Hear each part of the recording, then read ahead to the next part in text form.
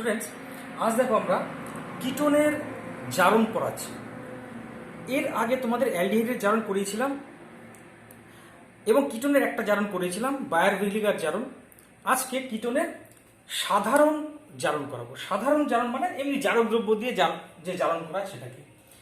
মনে করো CH3CO আছে, তাকে তুমি জারণ করতে চাও, কিন্তু কিটোন কিন্তু মনে রাখবে খুব সহজে জারিত হয় না। অ্যালডিহাইড যেমন খুব ইজিলি জারিত হয়, কিটোন কিন্তু অত সহজে জারিত হবে না।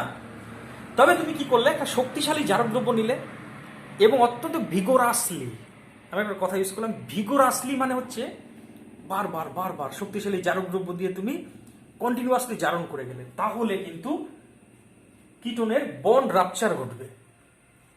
K2Cr2O7H+, শক্তিশালী জারক দ্রব্য জানা আছে। এবং তুমি এটা দিয়ে যদি বারবার জারণ করো তাহলে কিটোনের বন্ড রাপচার ঘটবে, মানে এখানে একটা বন্ড আছে, এখানে একটা বন্ড আছে, যে কোনো একদিক থেকে বন্ড ভেঙে যাবে। এইটা যেহেতু প্রতিসম কিটোন, দুই দিকেই সমান, তাই যে কোনো একদিক থেকে ভাঙতে পারো। তুমি মনে করো এইখান থেকে যে কোনো একদিক থেকে ভাঙলে নো প্রবলেম, আর যেখান থেকে ভাঙলে তার এই সাইড থেকে একটা অ্যাসিড পাবে, এই সাইড থেকে একটা অ্যাসিড পাবে। দেখো এই সাইডে দুটো কার্বন, তাই এখানে দুটো কার্বন যুক্ত অ্যাসিড পাবে একটা, মানে CH3COOH প্লাস এই পাশ থেকে আরেকটা অ্যাসিড পাবে, সেটা হচ্ছে একটি কার্বন যুক্ত অ্যাসিড, মানে ফর্মিক অ্যাসিড। এখানে কোনো সমস্যা ছিল না, যেহেতু এটা প্রতিসম কিটোন, মানে সিওর বাদিকে CH3 ডান দিকেও CH3। কিন্তু যদি একটা অপ্রতিসম কিটোন নাও, মানে CH3 CH2 CO CH3, এটা অপ্রতিসম কিটোন, কারণ CO গ্রুপের বাদিকে যা ডান দিকে তা এক না। তাকে যদি তুমি জারণ করো শক্তিশালী জারক দ্রব্য দিয়ে ভিগোরাসলি, তবে বন্ড রাপচার কোন দিক থেকে ঘটবে তা প্রোপফ রুল দ্বারা নির্ধারিত হবে। সে নিয়মটা বলছে, কি লিখলাম, প্রোপফ রুল। প্রোপফস রুল, এই নিয়ম বলছে যে সিও গ্রুপটি ক্ষুদ্রাকৃতির অ্যালকিল গ্রুপের সাথে যুক্ত থাকবে, মানে বন্ডটা এমন দিক থেকে ভাঙবে যে দিক থেকে ভাঙলে সিও গ্রুপটি অপেক্ষাকৃত ছোট অ্যালকিল গ্রুপের সাথে যুক্ত থাকবে। তাহলে দেখো এইখান থেকে যদি ভাঙে তবেই কিন্তু সিও গ্রুপটি ছোট অ্যালকিল গ্রুপ মানে CH3 সাথে যুক্ত থাকবে। তাহলে বন্ডটা এদিক থেকে ভাঙলো না, কিন্তু ভাঙলো এইখান থেকে, এবং এই পোর্শন থেকে পাবো একটা অ্যাসিড, সেটা কি দুটো কার্বন যুক্ত অ্যাসিড, সেটা হচ্ছে CH3COOH প্লাস এই পোর্শন থেকে আরেকটা অ্যাসিড পাবো, সেটা হচ্ছে দেখো দুই কার্বন যুক্ত অ্যাসিড, মানে CH3COOH।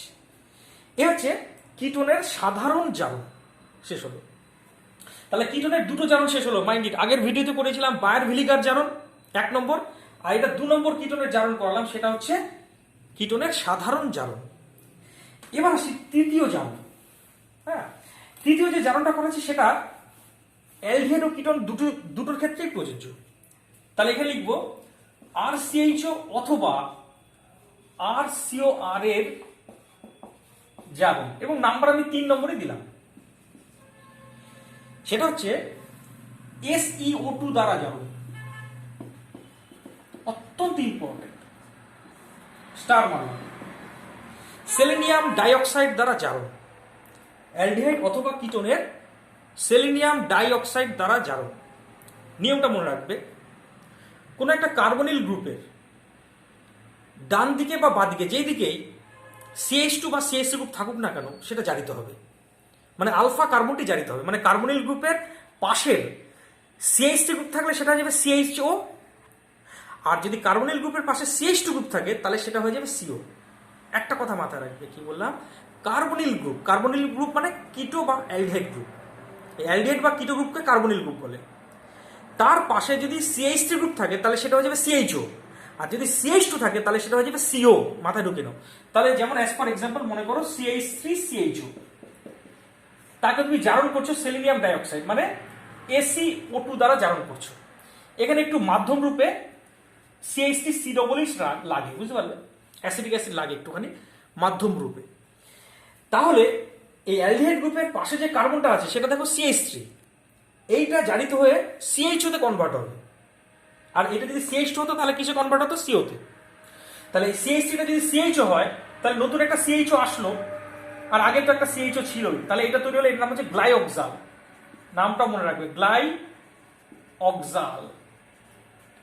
আরেকটা এক্সাম্পল দেওয়া যায়, মনে করো তোমার কাছে আছে CH3 CO CH3, তাকে তুমি সেলেনিয়াম ডাইঅক্সাইড দিয়ে জারণ করছো, CH3 COOH লাগবে একটুখানি। তাহলে এই কিটো গ্রুপের পাশের CH3, দুটো CH3 আছে, মনে রাখবে দুটোই জারিত হবে না, কিন্তু যে কোনো একটি CH3 জারিত হবে। আর CH3 যেহেতু সেটা কিসে কনভার্ট হবে, CHO তে। মনে করো এইটা জারিত হলো, আর এই CH3 টা যেরকম আছে সেরকমই থাকবে, ঠিক আছে। এর নাম হচ্ছে মিথাইল গ্লাইঅক্সাল, এর মতোই এর নাম হচ্ছে মিথাইল গ্লাইঅক্সাল, নামটা লিখলাম না। 3 নম্বর আরেকটা এক্সাম্পল দিই। মনে করো আছে CO CH2 বেঞ্জিন বলয়, তাকে তুমি সেলেনিয়াম ডাইঅক্সাইড দিলে in presence of acetic acid. তাহলে দেখো CO গ্রুপের পাশে CH2 আছে, তাহলে এটা কি হবে গেস করো, এইটা হয়ে যাবে CO। তাহলে পাবো কি দেখো বেঞ্জিন বলয়, এটা বেঞ্জিন বলয়, কিন্তু বেঞ্জিন বলয় CO বেঞ্জিন বলয়, ঠিক আছে। তাহলে CH2 টা কি হয়ে গেল দেখো CO। একই রকম আরেকটা এক্সাম্পল দিই, তাহলে পুরো জিনিসটা পরিষ্কার হবে। মনে করে এই কিটোনটা আছে, মনে রাখবে এইটা কিন্তু CH2, এর নাম হচ্ছে সাইক্লোহেক্সানোন, সাইক্লোহেক্সানোন। এখানে সব CH2 CH2 CH2 CH2 সব CH2 করে, কিন্তু তাহলে কি CO গ্রুপের পাশে CH2 আছে, এই পাশেও CH2 আছে, যে কোনো একটা জারিত হবে, দিলে তুমি ACO2 CH3 COOH। তাহলে এইটা অথবা এইটা জারিত হয় কিসে কনভার্ট হচ্ছে দেখো, যেটা CO ছিল সেটা CO থাকবেই, আর যে কোনো একটা CO হয়ে যাবে, এই যোগটা তৈরি হবে। তাহলে নিয়মটা কি হলো আরেকবার রিপিট করছি, অ্যালডিহাইড বা কিটো গ্রুপের পাশে CH3 থাকলে সেটা হবে CHO, আর যদি CH2 থাকে তাহলে সেটা হয়ে যাবে CO। ব্যাস, এইটা কমপ্লিট হলো। এবার চলে আসছি পরেরটাতে, সেটা হচ্ছে হেডিং করো হাইপোহ্যালাইট দ্বারা জারণ, অত্যন্ত সব ইম্পর্টেন্ট এখানে। এবার যেটা আছে সেটা হচ্ছে হাইপোহ্যালাইট দ্বারা জারণ, মানে NaOX, X মানে হ্যালোজেন, এই যৌগটার নাম হচ্ছে হাইপোহ্যালাইট, হাইপোহ্যালাইট দ্বারা জারণ, হাইপোহ্যালাইট দ্বারা জারণ। NaOX মানে কি হতে পারে, NaOCl হতে পারে, NaOBr হতে পারে, NaOI হতে পারে, যাই হোক না কেন তাদের একত্রে বলা হয় হাইপোহ্যালাইট, সোডিয়াম হাইপোহ্যালাইট। এদের কি করে তৈরি করা হয় আগে দেখে নাও। মনে করো তুমি NaOCl তৈরি করবে, তাহলে লাগবে NaOH লাগবে, Cl2 লাগবে, তাদের মধ্যে বিক্রিয়া করাতে হবে। বিক্রিয়া করলে NaOH Cl2 এর সাথে বিক্রিয়া করে প্রথমে তৈরি করে NaCl plus NaOCl plus H2। তাহলে হাইপোহ্যালাইট কিন্তু কখনো ল্যাবরেটরিতে পাবে না তুমি, একে বিকারক রূপে কখনো কোথাও পাবে না, একে যখন দরকার তখন তৈরি করা হয়। কি কি মিশে, সোডিয়াম হাইড্রোক্সাইড ক্লোরিন মিশে বিক্রিয়া করলে সোডিয়াম ক্লোরাইড তৈরি হবে এবং সোডিয়াম হাইপোক্লোরাইড তৈরি হবে। একেবারে যদি NaOBr তৈরি করতে চাইতে তাহলে কি নিতে, NaOH প্লাস Br2, তাহলে তৈরি হতো NaBr প্লাস NaOBr। আমার যেটা দরকার সেটা তৈরি করে নিচ্ছি, তাহলে বিক্রিয়ার মাধ্যমে এটাকে তৈরি করতে হয়। এবার মনে করো তোমাকে বলা থাকলো CH3 C≡O CH3, তাকে তুমি জারণ করছো সোডিয়াম হাইপোহ্যালাইড দিয়ে, মানে এইটা দিয়ে জারণ করছো। তাহলে তুমি দিয়েছো কি NaOCl দিয়ে জারণ করছো। আমি আগেই বলেছি এটাকে কখনো তুমি ল্যাবরেটরিতে পাবে না, এইটা তোমাকে বিক্রিয়ার মাধ্যমে তৈরি করতে হয়। তার মানে এইটা দেওয়াও যা অর বলে লিখলাম, কি কি দেওয়া হয়, NaOH প্লাস Cl2 দেওয়াও তাই। মনে পড়ছে আগের কোন একটা বিক্রিয়া, তীব্র ক্ষার হ্যালোজেন কিটোমিথাইল গ্রুপ আছে, তাহলে এটা তো অ্যাকচুয়ালি হ্যালোফর্ম বিক্রিয়া। তার মানে হাইপোহ্যালাইট দ্বারা জারণ মানেই হচ্ছে হ্যালোফর্ম বিক্রিয়া, কারণ NaOCl ও যা NaOH Cl2 ও তাই। তাহলে হ্যালোফর্ম বিক্রিয়া কি হয়, কিটোমিথাইল গ্রুপের এই মিথাইল অংশটা তৈরি করে হ্যালোজেন, এই হ্যালোফর্ম মিথাইল অংশটা তৈরি করে হ্যালোফর্ম CHCl3, প্লাস বাকি অংশটা তৈরি করে অ্যাসিড। অ্যাসিড ক্ষার হিসাবে যেহেতু NaOH আছে তাই অ্যাসিড পাবো না, পাবো তার লবণ, মানে পাবো CH3COONA। তার মানে হাইপোহ্যালাইট দ্বারা জারণ is nothing but halogen reaction, haloform reaction. Hypohalite দ্বারা জারণ হচ্ছে অ্যাকচুয়ালি হ্যালোফর্ম বিক্রিয়া, এটা মাথায় ঢুকিয়ে নাও। তাহলে এবার একইভাবে তোমাকে যদি বলে, সব নোট ডাউন করছো নিশ্চয়ই, তোমাকে যদি বলে মনে করো তোমার কাছে আছে CH3 C≡OH, এটা হচ্ছে অ্যাসিটালডিহাইড, কিটোমিথাইল গ্রুপ আছে, তার মধ্যে তোমাকে দিল NaOI। NaOI মানে বুঝতেই পেরেছো, NaOI মানেই হচ্ছে তোমার NaOH প্লাস I2, মানে এটা আয়োডোফর্ম বিক্রিয়া। তাহলে এই অংশটা তৈরি করবো আয়োডোফর্ম, মানে CH3 প্লাস, বাকি অংশটা অ্যাসিড কিন্তু মাধ্যমে ক্ষার আছে, তাহলে তৈরি হবে HCOONA। আর একটা লাস্ট এক্সাম্পল দেবো, এটা হচ্ছে অ্যাসিটোফেনোন। দেখো এর মধ্যেও কিটো মিথাইল গ্রুপ আছে, তার মধ্যে তুমি দিলে সোডিয়াম হাইপোব্রোমাইড, সোডিয়াম হাইপোব্রোমাইড NaOBr। NaOBr মানে তুমি কি দিয়েছো জানো? বারবার Na না দিয়ে একবার অন্য কিছু দিও, KOBr। মানে এইটা দেওয়া মানে তুমি কি কি দিয়েছো? KOH দিয়েছো আর Br2 দিয়েছো। তাহলে KOH তীব্র ক্ষার আর ব্রোমিন দিলে পরে হ্যালোফর্ম বিক্রিয়া হবে এবং এই CH3 অংশটা তৈরি করবে CHBr3 মানে bromoform. Rest of the part মানে বাকি অংশটা তৈরি করবে দেখো বেঞ্জিন বলা হয় COOK, মানে বেঞ্জিক অ্যাসিডের পটাশিয়াম লবণ। যারা হ্যালোফর্ম বিক্রিয়া দেখোনি এই ভিডিওতে, তোমরা কিন্তু আগে আমার ভিডিও আছে একটা হ্যালোফর্ম বিক্রিয়ার উপর, খুব সুন্দর ভিডিও আছে, সেটা দেখে নেবে, তাহলে জিনিসটা আরো পরিষ্কার হয়ে যাবে। এবার চলে আসছি পরের অংশটা, সেটা হচ্ছে দেখো এবার চলে আসি বিজারণ। তাহলে আমরা কি করলাম দেখো, অ্যালডিহাইড কিটোনের জারণে আগের দিন করেছিলাম বায়ার ভিলিগার জারণ, আজকে করলাম বায়ার ভিলিগার জারণের পরে আজকে করলাম প্রথমে সাধারণ জারণ, তার সেলেনিয়াম ডাইঅক্সাইড দিয়ে জারণ করলাম, তারপরে করলাম হাইপোহ্যালাইড দ্বারা জারণ। এবার করাচ্ছি বিজারণ, ঠিক আছে?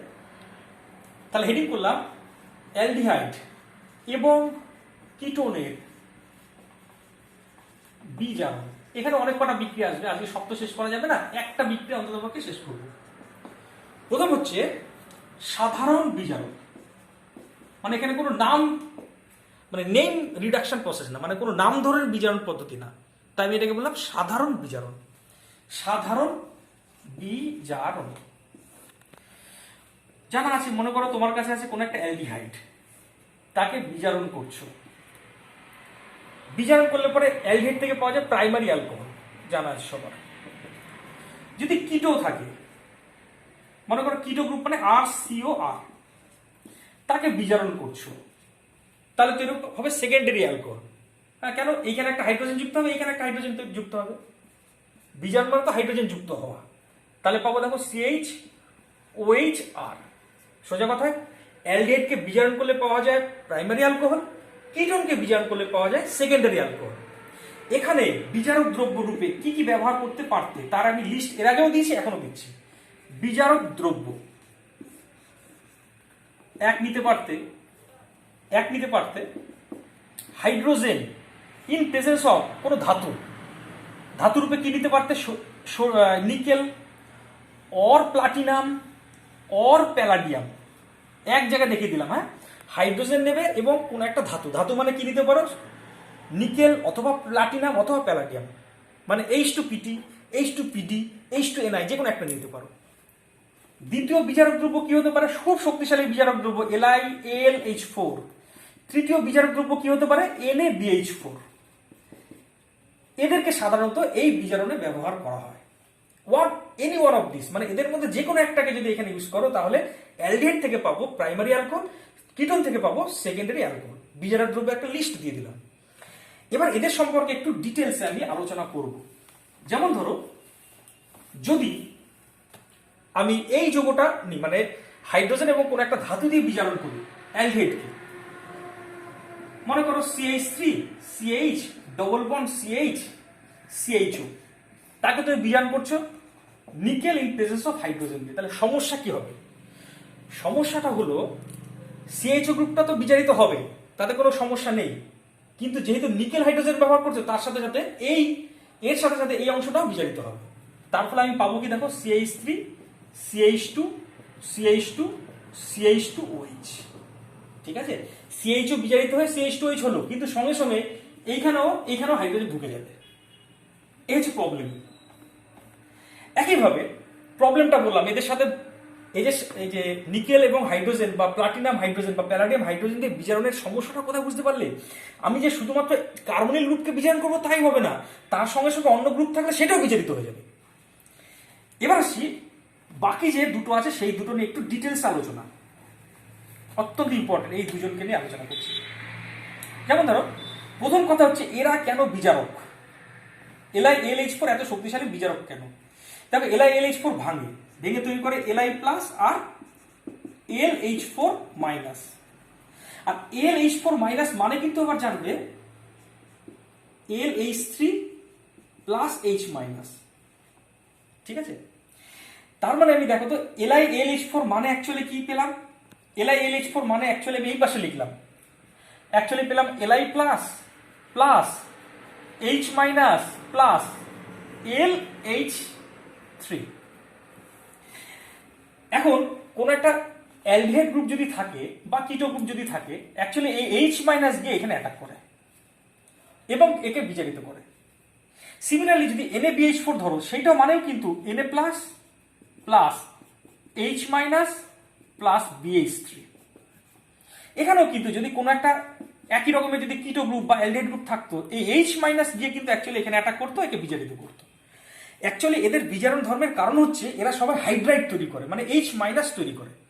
এখন যে যত সহজে হাইড্রাইড তৈরি করবে সে তত শক্তিশালী বিজারক। খেয়াল করে দেখো, এখান থেকে যে LiLH4টা পাওয়া যায়, তাকে যদি আমি দেখতাম তাহলে দেখতাম এখানে 4টে হাইড্রোজেন থাকে। এখন অ্যালুমিনিয়ামের আকার বড়, যেহেতু তোমার বোরন আর অ্যালুমিনিয়াম একই শ্রেণীর মৌল, বোরনটা উপরে, হ্যাঁ, বোরন অ্যালুমিনিয়াম নিচে, তার জন্য এর আকারটা বড়। তার ফলে দেখা যায় কি, এই বন্ড ডিসটেন্সটা বেশি, অ্যালুমিনিয়াম হাইড্রোজেন বন্ড ডিসটেন্সটা বেশি হওয়ায় সহজে এই বন্ডটা খুব সহজে ভেঙে যায়। কিন্তু যেহেতু বোরনের আকারটা ছোট, তাহলে এক্ষেত্রে বন্ড ডিসটেন্সটা কম হওয়ায় বিএইচ বন্ডটা স্ট্রঙ্গার হতো, ফলে কিন্তু বিএইচ বন্ডটা সহজে ভাঙে না। তার ফলে LiLH4 থেকে H মাইনাসটা সহজে উৎপন্ন হয় এবং LiLH4 is more stronger রিডাক্ট্যান্ট। LiLH4 শক্তিশালী বিজারক দেন NaBH4। খুব সংক্ষেপে একটা কথা বললাম জয়েন্টের জন্য, মাথা ঢুকলো আর বলবো না। তাহলে আমি জানলাম দুজনের মধ্যে কে শক্তিশালী বিজারক। আমি জানলাম LiLH4 বিজারক শক্তিশালী, কারণ এই সহজেই H মাইনাস তৈরি করে কম্পেয়ার টু NaBH4। এখন আমি দেখব এই দুজনের বিজারণ ধর্মের তুলনা। দেখো, সবার প্রথমে এরকমই যৌগটা আছে মনে করো, তাকে যদি তুমি কি দিতে, LiLH4 নিতে, তাহলে এ যেহেতু খুব শক্তিশালী বিজারক, এও কিন্তু এই গ্রুপের সাথে সাথে একেও বিজারিত করতো। তার ফলে তুমি ওই উপরের মতো যৌগটা পাবে, ঠিক আছে? কিন্তু তুমি যদি এখানে NaBH4 নিতে, মাই ডিয়ার ফ্রেন্ড, এই গ্রুপটা কিন্তু বিজারিত হতো না, because this is weaker reductant than LiLH4। তার ফলে এই গ্রুপটা যেরকম ছিল সেরকমই থাকবে। তার ফলে আমি পাবো CH3 CH double bond CH bond CH2OH। দেখো, এটা কিন্তু সিলেক্টিভ বিজারক, বেছে বেছে শুধুমাত্র অ্যালডিহাইড বা কিটো গ্রুপকেই বিজারিত করে, অন্য কোনো গ্রুপকে নয়। আরেকটা এক্সাম্পল দিই, মনে করো তোমার কাছে আছে CH3CO CH2COO C+H5 এরকম একটা যৌগ আছে, তাকে বিজারণ করছো কি দিয়ে? NaBH4 দিয়ে। দেখো, এখানে দুটো গ্রুপ আছে, একটা কিটো গ্রুপও আছে, এস্টার গ্রুপও আছে। NaBH4 হচ্ছে সিলেক্টিভ বিজারক, এ অন্য কোনো গ্রুপকে টাচও করবে না, শুধুমাত্র এই গ্রুপটাকে বিজারিত করবে, এবং পাবো কি CH3CHOH। আর বাদ বাকি গ্রুপ যেরকম ছিল ইন্ট্যাক্ট থাকবে, একই রকম থাকবে, CH2COO C+H5। না বুঝে নাও, আমি মুখে বলছি, বাকিটা বুঝে নাও, ঠিক আছে? এখানে C2H5। কিন্তু মাই ডিয়ার ফ্রেন্ড, একে যদি LiLH4 দাও, তাহলে কিন্তু এই গ্রুপ তো বিজারিত হবেই, সঙ্গে সঙ্গে এটাও বিজারিত হবে। তাহলে এই গ্রুপটা বিজারিত হয়ে কি তৈরি করছে দেখো, CH3CHOH প্লাস CH2 C, এই পোর্শনটা বিজারিত হয়ে তৈরি করবে CH2OH প্লাস, এইখান থেকে এই পোর্শনটা বেরিয়ে আসবে এবং সাইডে আরেকটা ইথাইল অ্যালকোহল গ্রুপ তৈরি হবে, মানে এখান থেকে বন্ডটা বিভাজন করবে, এই পোর্শন থেকে আরেকটা অ্যালকোহল পাবে। আর NaBH4 দিলে পরে এই গ্রুপটা যেরকম ছিল সেরকমই থাকতো। এইখানে পার্থক্য, ঠিক আছে? আচ্ছা, এবার তোমাকে এই যে এই বিষয়টা বললাম, এরপরে দেখো তোমাদের একটু কিছু প্রশ্ন রেখেছি, এই প্রশ্নের অ্যান্সারগুলো বাড়িতে করবে, ঠিক আছে? আমি সবগুলো হয়তো এই টাইমের অভাবে আমি এখন দেখাতে পারবো না, তাও তোমরা যে কটা পারছি দেখিয়ে দিচ্ছি। আগের ভিডিও আর এই ভিডিওর মিলে এই প্রশ্নগুলো তৈরি আছে। যেমন ধরো, পার্থক্য নির্ণয় করো ফর্মালডিহাইড অ্যাসিটোন, তুমি টলেন্স বিকারক দিয়ে পার্থক্য নির্ণয় করতে পারবে, বা ফেলিং দ্রবণ দিয়ে পার্থক্য নির্ণয় করতে পারবে।